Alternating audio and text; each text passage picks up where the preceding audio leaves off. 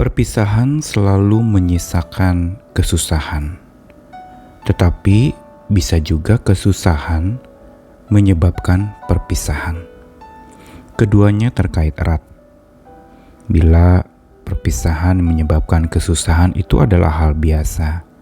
Berpisah dari orang yang kita kasihi, atau berpisah dari orang yang meninggalkan kita selama-lamanya, menyisakan sebuah kesedihan dan kesusahan hati. Susah pula untuk menerima keadaan itu. Namun sebaliknya, kesusahan yang menyebabkan perpisahan itu juga kerap terjadi. Karena hidup susah, akhirnya manusia harus berpisah satu dengan yang lain. Berpisah dari apa yang dia miliki. Berpisah pula pasangan-pasangan karena hidup susah, akhirnya mereka tidak dapat lagi hidup bersama.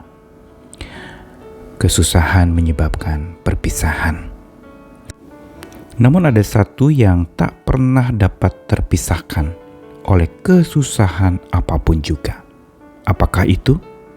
Saya Nikolas Kurniawan menemani di dalam Sabda Tuhan hari ini yang akan menyapa kita lagi masih dari Roma pasal 8. Kali ini ada 3 ayat, mulai dari ayat 35, lalu 38 dan 39. Siapakah yang akan memisahkan kita dari kasih Kristus? Penindasan atau kesesakan atau penganiayaan atau kelaparan atau ketelanjangan atau bahaya atau pedang?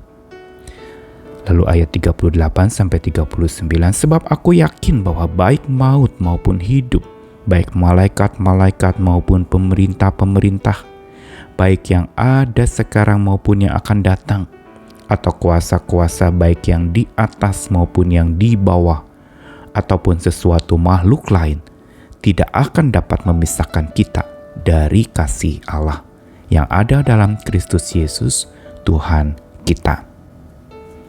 Inilah satu hal yang menjadi kekuatan orang percaya, yaitu satu yang tidak pernah dapat dipatahkan atau tidak dapat dipisahkan oleh apapun juga, termasuk oleh kesusahan, yaitu kasih Kristus, kasih Tuhan dengan orang percaya, dengan kita yang percaya kepadanya. Dalam versi Alkitab bahasa Inggris dikatakan, "Who will come between us and the love of Christ?"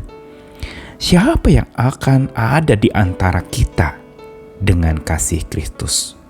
Pertanyaan ini adalah pertanyaan retoris yang mau mengatakan bahwa tidak pernah ada yang bisa datang menyela atau menghalangi keeratan cinta Tuhan dengan kita orang percaya. Dan dikatakan dalam ayat 35 itu bahwa contoh-contohnya yang dianggap dapat memisahkan kita dari kasih Tuhan, yaitu penindasan, kesesakan, penganiayaan, kelaparan, ketelanjangan, bahaya, atau pedang. Semua sebutan ini adalah sebutan-sebutan yang negatif, yang buruk, yang memberikan kepada kita sebuah kesusahan hidup. Siapa yang tertindas lalu tidak susah? Siapa pula yang sesak hidupnya tidak susah? Atau siapa juga yang teraniaya tidak mengalami kesusahan? Atau lapar, atau telanjang, atau bahaya, atau pedang? Semua ini adalah sumber-sumber kesusahan hidup manusia. Namun di dalam ayat 38 sampai 39 dikatakan kali ini, kalau tadi adalah hal-hal yang buruk yang dianggap dapat memisahkan kita orang percaya dari kasih Kristus, maka sekarang ini dikatakan baik maut, hidup, malaikat-malaikat, pemerintah-pemerintah, baik yang ada sekarang maupun yang akan datang, atau kuasa-kuasa di atas maupun di bawah, atau makhluk apapun juga, tidak akan dapat memisahkan kita dari kasih Allah. Kalau tadi hal-hal yang membuat susah, kali ini berbicara tentang hal-hal yang berkuasa. Tentang maut, hidup, malaikat-malaikat, pemerintah-pemerintah, yang sekarang maupun yang akan datang, dan kuasa yang di atas maupun di bawah, dan makhluk-makhluk lain. Di situ dikatakan tidak dapat memisahkan kita dari kasih Allah.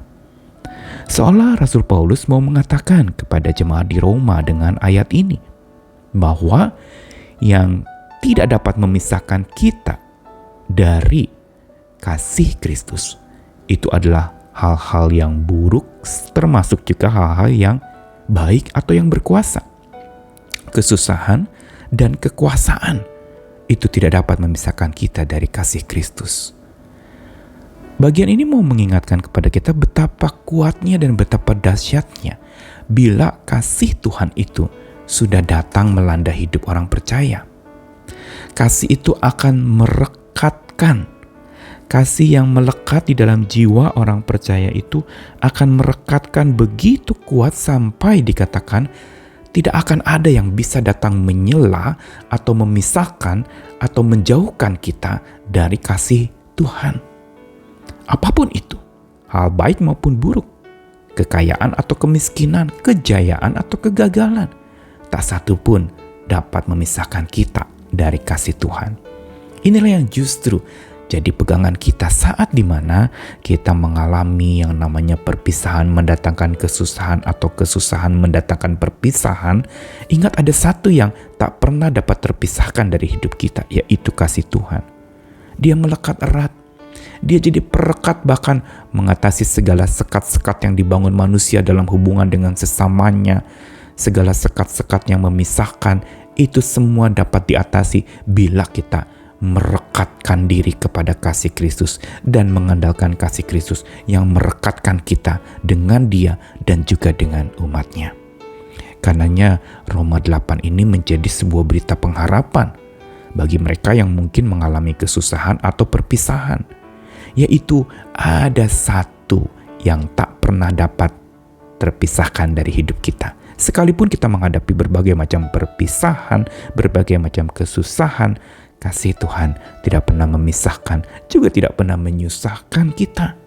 Dia akan selalu memberikan kepada kita kekuatan dahsyat, keberanian untuk melangkah lagi, melalui berbagai macam kehidupan yang penuh dengan tantangan, hari esok yang tidak pasti, dan segala yang hari ini dikatakan hidup serba susah, dan orang akan makin menjadi susah.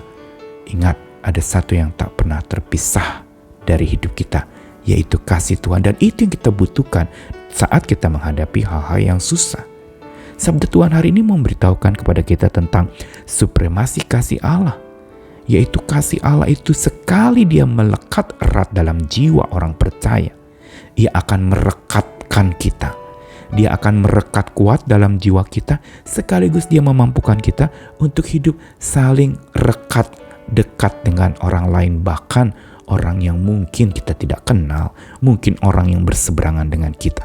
Itu dapat dimungkinkan untuk kita makin lekat dengan mereka bila kasih Tuhan melekat erat di jiwa kita. Dan segala susah apapun tidak akan mampu menggugat atau mencegat seperti di dalam Roma pasal 8 ayat 33 dan 34 kemarin. Siapa yang dapat menggugat orang pilihan Tuhan? Tidak ada. Ketika kasih Tuhan sudah menguasai, maka tidak akan ada yang mampu menggugat kita atau mencegat kita untuk makin berkiprah dengan gairah kasih Tuhan yang menyala-nyala. Kasih Tuhan tidak dapat memisahkan. Hari ini mungkin kita mengalami, ada orang yang mengalami perpisahan atau mengalami kesusahan dalam hidup.